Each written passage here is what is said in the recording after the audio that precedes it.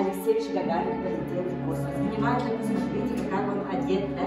Для них специально готовили космический корабль. Это какой корабль был? Восток-1.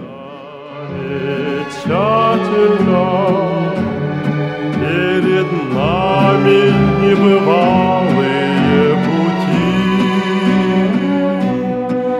утверждают космонавты и мечтатели, что нам... Своим картинам он показывает космос через призму искусства.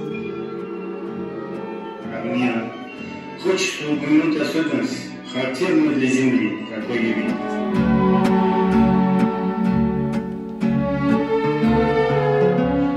Хорошо просматривайте мелкие детали и надписи на двигательной установке. Хорошо, когда с тобой, товарищи, всю вселенную проехать и пройти. Звезды встретятся с землею расцветающей, и на Марсе будут яблони цвести.